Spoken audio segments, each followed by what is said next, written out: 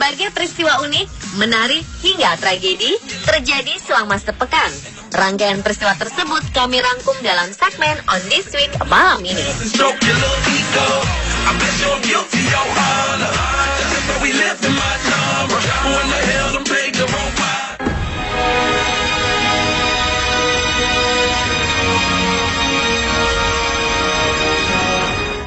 Yang berusia 10 sampai 14 tahun di Afghanistan tewas saat menjadikan kepala roket sebagai mainan. Tanpa mereka ketahui, kepala roket tersebut ternyata masih aktif dan tiba-tiba meledak. Mereka sempat melilitkan kain ke kepala roket yang sudah tidak digunakan itu sebelum melemparkannya. Akibatnya 7 anak tewas dan lainnya terluka parah. Kekerasan telah menjangkiti Afghanistan selama bertahun-tahun. Pemerintah dengan sekutunya melawan Taliban, kelompok militan yang menyebabkan negara itu diinvasi Amerika, menyusul serangan balasan 11 September 2001. Sangat mungkin roket tersebut bekas peperangan yang ternyata masih aktif serta berbahaya.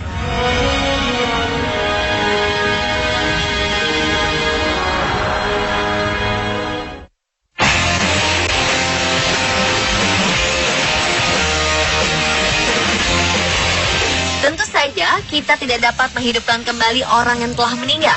Namun bagaimana jika sebuah teknologi nantinya bisa menghidupkan orang yang meninggal? Sebuah perusahaan di Australia, Humay, mengatakan bahwa teknologi yang mereka kembangkan akan memungkinkan seseorang yang telah meninggal ditransfer ke sebuah badan buatan. CEO Humay, Josh Bocanegra, mengklaim menggunakan kecerdasan buatan dan nanoteknologi untuk menyimpan data tentang gaya percakapan, pola perilaku, pikiran, dan informasi tentang bagaimana fungsi tubuh Anda dari dalam dan luar. Perusahaan ini mencegah rusaknya otak menggunakan nanoteknologi untuk memperbaiki dan meningkatkan selnya. Teknologi cloning juga akan membantu agar otak tetap bisa bertahan dengan baik. Humay sejauh ini mempunyai 5 karyawan dengan 2 peneliti. Mereka mengklaim jika teknologi yang sedang mereka kembangkan ini akan bisa berjalan dengan baik pada 30 tahun ke depan.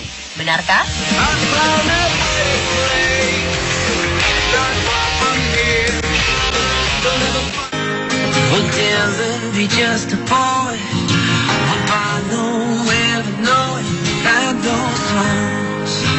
Pemerintah Italia berencana memberikan insentif bagi anak-anak muda di negaranya. Program ini bertujuan untuk menghindarkan penduduk usia remaja yang rentan direkrut jaringan teroris. Gagasan ini dicetuskan Perdana Menteri Matteo Renzi. Program bernama Pemersatu Bangsa ini berbentuk pengucuran dana bagi anak muda untuk dibelanjakan mengikuti kegiatan kebudayaan. Per orang dialokasikan 500 euro atau setara 7,2 juta rupiah tanpa memandang apakah ia keturunan imigran atau kulit putih pribumi Italia. Renzi mengatakan serangan kaum militan seperti di Paris menandakan adanya upaya cuci otak generasi muda sehingga meyakini teror sebagai jalan keluar. Nantinya penerima dana dipersilahkan menghabiskan uang itu untuk menonton film, menyaksikan pentas drama, atau menghadiri pertunjukan musik. Sejauh ini belum ada persetujuan parlemen untuk kebijakan tersebut.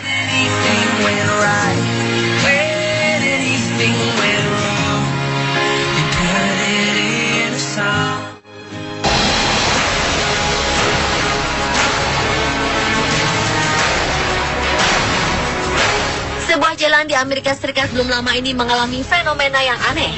Jalan lurus Vasquez Canyon Road di Los Angeles itu tiba-tiba mengerut dan pecah tanpa sebab. Jalan ini menjadi berantakan hanya dalam sekejap.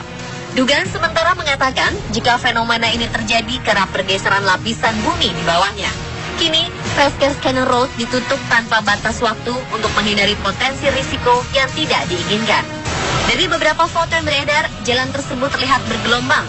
Petugas Dinas Pekerjaan Umum Los Angeles, Paul Pham, mengatakan bukan hanya jalan raya saja yang rusak, namun juga mengakibatkan rusaknya tiang listrik yang menyebabkan matinya aliran listrik di wilayah tersebut.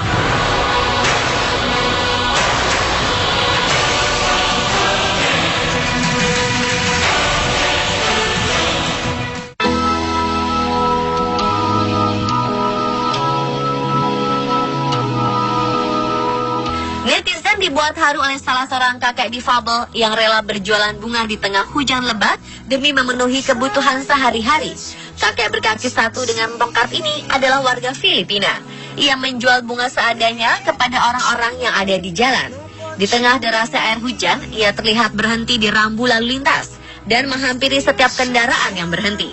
Dengan harapan, bunga di lengannya itu bisa habis terjual. Dari beberapa foto, si kakek tampak menjual bunga jenis sampagita. Ia berdiri dibantu dengan tongkat kayu karena salah satu kakinya patah dan telah diamputasi. Dalam kondisi seperti ini, si kakek tidak pernah lelah dan mengeluh untuk tetap berusaha sekuat tenaga menjual bunga daripada mengemis.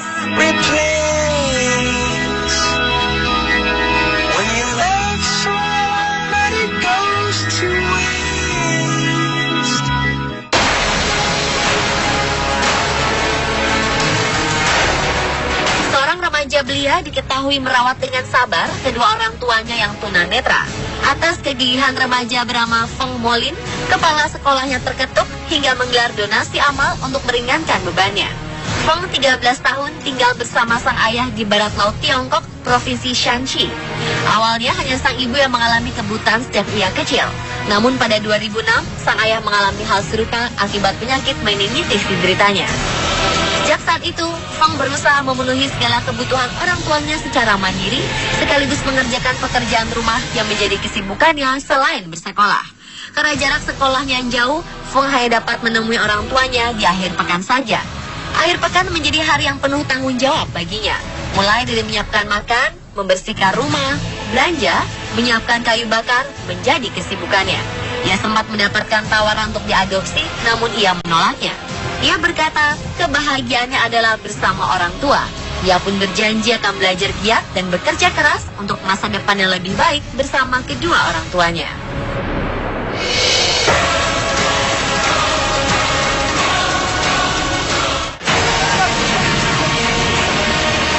This fiery streak hurtling earthward is a Russian. Hubungan Turki dan Rusia sedang memanas. Ini karena jet Rusia ditembak jatuh oleh pesawat tempur F-16 setelah beberapa detik memasuki wilayah Turki. Sebagai pembelaan, Duta Besar Turki untuk PBB, Halid Feltik, mengatakan bahwa Turki telah memperingati 2 jet tempur Su-24 milik Rusia yang hendak masuk ke wilayah mereka sebanyak 10 kali dalam waktu 5 menit. Peringatan diberikan agar jet Rusia mengubah arah, namun jet Rusia tak mendengarnya. Akibat peristiwa ini, Turki menurunkan jet F-16 dan menembak jatuh salah satu pesawat Rusia hanya selang 17 detik setelah memasuki wilayah Turki. Sementara Rusia membantah bahwa pesawat mereka memasuki wilayah Turki dan hanya beroperasi di Suriah. Sedangkan Turki berkeras, Rusia telah melanggar batas wilayah dengan menyertakan peta penetrasi jet negara lain ke teritori mereka. NATO atas permintaan Turki menggelar pertemuan luar biasa untuk membahas insiden tersebut. Akibat penembakan ini, Presiden Putin sedang memperingatkan akan ada konsekuensi serius dalam hubungan Moskow dengan Ankara. Menteri Luar Negeri Rusia, Sergei Lavrov, sudah mengatakan membatalkan kunjungannya ke Turki yang direncanakan Rabu 25 November.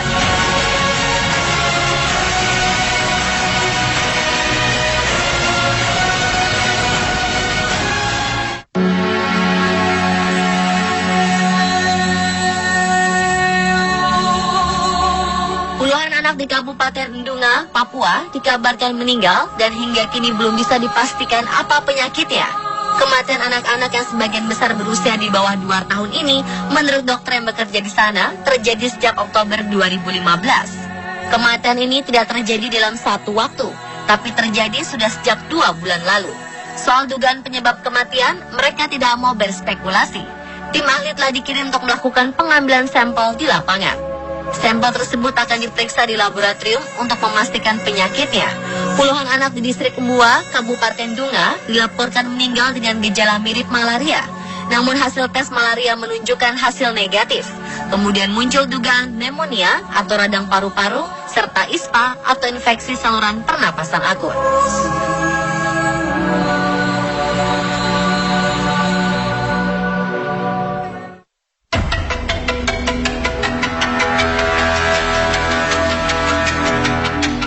Gadis asal Tiongkok berusia 24 tahun sempat dinyatakan hilang dan telah dianggap meninggal lantaran tidak pernah kembali ke rumah selama 10 tahun lamanya.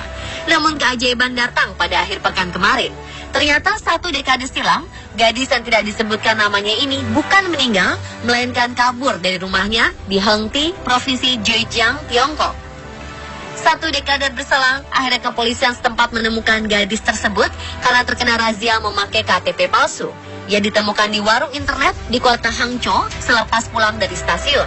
Dalam pengakuannya, gadis ini menghabiskan waktunya dari mulai makan, tidur, dan bermain game online. Selama rentang waktu tersebut, ia kerap mendapat pemasukan dari sesama gamers yang iba terhadap hidupnya. Akibat ulahnya memalsu identitas, gadis ini didenda 1.000 yuan atau setara dengan 2,1 juta rupiah.